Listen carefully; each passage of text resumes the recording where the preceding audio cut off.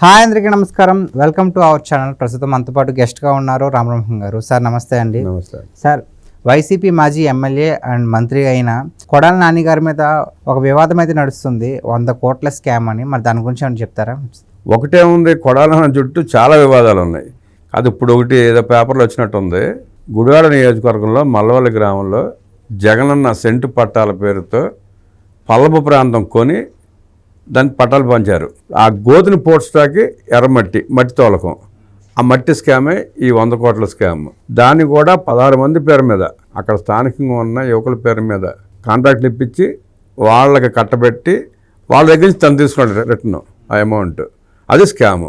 అక్కడ లోకల్గా ఉన్న చెరువులు దెబ్బలు తవ్వి తీసుకొచ్చి దీంట్లో పూడ్చి ఎక్కడో 30-40 కిలోమీటర్ల అవతల తీసుకొచ్చామన్న పేరుతో స్కామ్ చేశారు. అదే కాకుండా గుడివాడ లేఅవుట్ ఆక్రమణలో స్కామ్ ఒకటి ఉంది.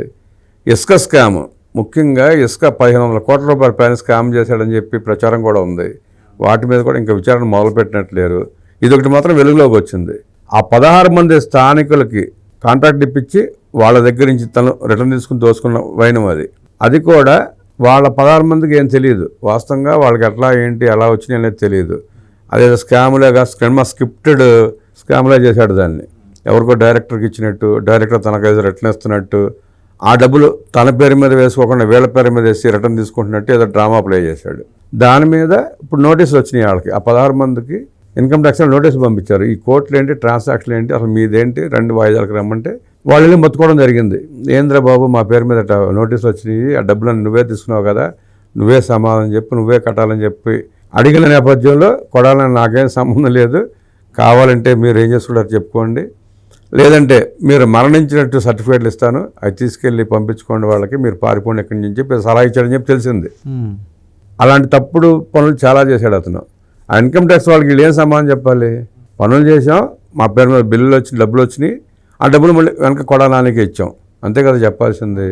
అట్లా కాకుండా వీళ్ళు ఇలా వక్ర మార్గాల్లో వచ్చినాయి అని చెప్పలేక తెలియక వాళ్ళకి కొడాలి నాని ఏదో సినిమా పేరు చెప్పి డైరెక్టర్ పేరు చెప్పి అకౌంట్లు వేసామని ఇవన్నీ బయట పెట్టేటప్పటికి ఆ స్కామ్ బయటకు వచ్చింది.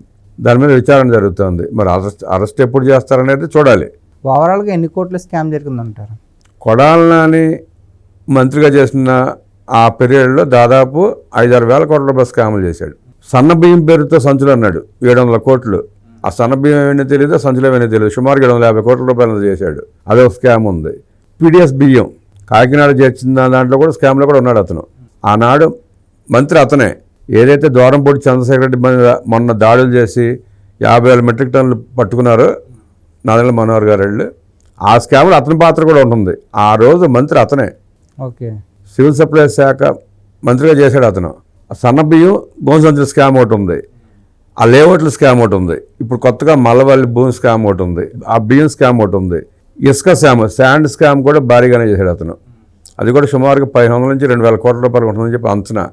వీటన్నిటి మీద ఎంక్వైరీ జరగాలి. జరుగుతుందా జరగటం తెలియదు మనకి. జరిపితే ఇవన్నీ బయటపడతాయి. సో ఈ మధ్యన చూసుకున్నట్లయితే వైసీపీకి సంబంధించిన ఒక్కొక్క నాయకుడు కానీ నేత కానీ అరెస్ట్ అవుతూ వస్తున్నారు కదా, మరి ఇంతలాగా కోర్టులు స్కామ్ చేశారంటున్నారు కదా, మరి ఇతను అరెస్ట్ అయ్యే ఛాన్స్ ఉందంటారా? ఇన్వెస్టిగేషన్ జరుగుతుంది. అంటే ఏ మీద చేస్తున్నారని మనకు తెలియదు. అన్నిటి మీద ఇన్వెస్టిగేషన్ పూర్తయిన తర్వాత తప్పకుండా చర్యలు తీసుకుంటారు. సాక్ష్యాలైతే ముందు పోగు చేసుకోవాలి కదా, సాక్ష్యాలను రెడీ చేసుకుని డాక్యుమెంట్ ఎవిడెన్స్ తీసుకున్న తర్వాత అరెస్ట్ చేస్తారు. తప్పకుండా అరెస్ట్ అవుతాడు. సో కొడాలి నాని గారు ఒకప్పుడు బాగా అగ్రెసివ్గా మాట్లాడేవారు కదా, సో ఈ మధ్యన చూసుకున్నట్లే కాస్త తగ్గారు చెప్పుకున్నట్లయితే, దానికి మీరేమంటారు? అప్పుడు బలుపు, ఆ వాపును చూసి బలుపు అనుకున్నాడు. ఇప్పుడు కొవ్వు దిగింది. ఇప్పుడు ఏమి మాట్లాడితే ఏం చేస్తారో తెలుసు కదా, నోరెత్తి ఎందుకు ఊరుకుంటారు? అప్పుడంటే అధికారంలో ఉన్నాడు, మంత్రిగా పనిచేశాడు కాబట్టి నోటికి వచ్చినట్టు మాట్లాడాడు. ఇప్పుడు అవకాశం లేదు కదా, అధికారంలో లేడు, పదవి లేదు, వెనకాల 10 మంది లేరు, అందరూ అసహించుకుంటున్నారు. నేను మాట్లాడినా వెనకాల వచ్చేవాడు ఎవడు లేడు. ఇప్పుడు ఈ ప్రభుత్వం ఏం చర్యలు తీసుకుని చూద్దాం. ఈ స్కామ్లన్నీ బయటపడిన తర్వాత, విచారణ జరిగిన తర్వాత పక్కగా అరెస్ట్ జరుగుతుంది. అప్పుడు ఎలా స్పందిస్తాడో చూద్దాం. రీసెంట్గా చంద్రబాబు నాయుడు గారు బిల్ గేట్స్ గారిని అయితే కలవడం అయితే జరిగింది. అది సోషల్ మీడియా బాగా వైరల్ అవుతుంది. అసలు ఎందుకు కలిశారు ఏంటి ఒకసారి చెప్తారా? రీసెంట్గా కాదు, వాళ్ళిద్దరు మైత్రి ప్రస్థానం మొదలైంది 1995లో. ఆనాడు బిల్ గేట్స్ గారు ఇండియా వచ్చిన సందర్భంగా చంద్రబాబు నాయుడు గారు 10 నిమిషాలు ఆయన ఇంటర్వ్యూ కోసం టైం అడిగితే చాలాసార్లు ఆయన ప్రయత్నం చేశారు. ఆఖరికి ఏమంటున్నాడు అంటే గేట్స్ గారు 10 నిమిషాలు సమయం ఇచ్చాడు.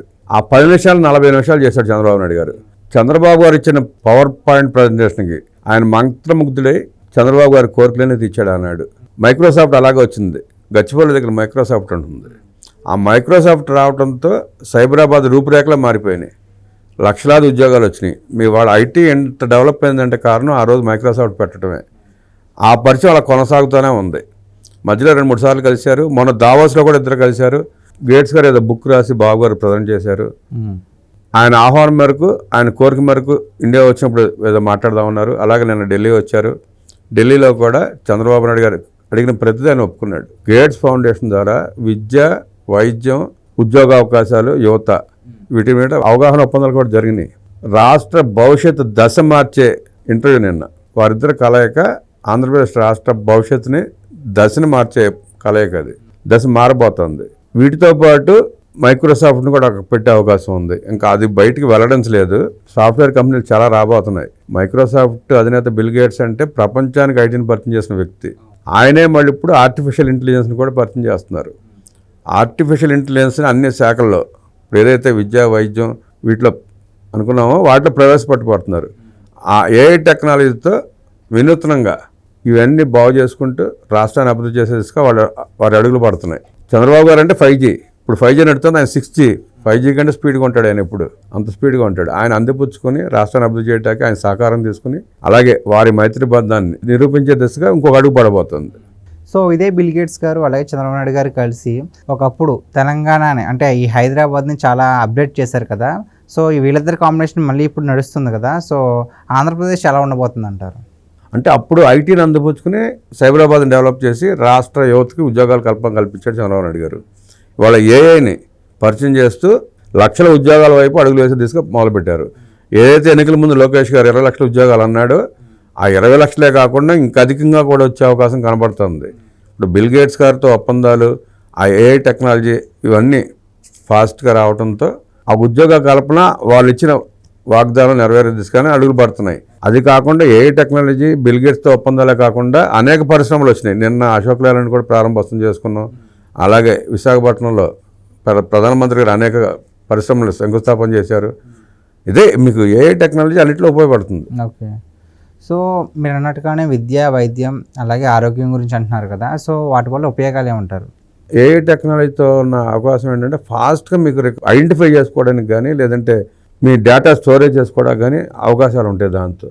సార్ ఒక డౌట్, ఇప్పుడు ఏ అంటే మీరు చెప్పినట్టుగానే చాలా ఫాస్ట్గా అయిపోతుంది. సో మనుషుల కంటే చాలా బాగా చేస్తుందని. మరి ఇలా అయినప్పుడు ఉద్యోగ అవకాశాలు ఎలా ఎక్కువ అవుతాయి సార్? మరి చాలామంది ఉద్యోగాలు పోతాయి కదా.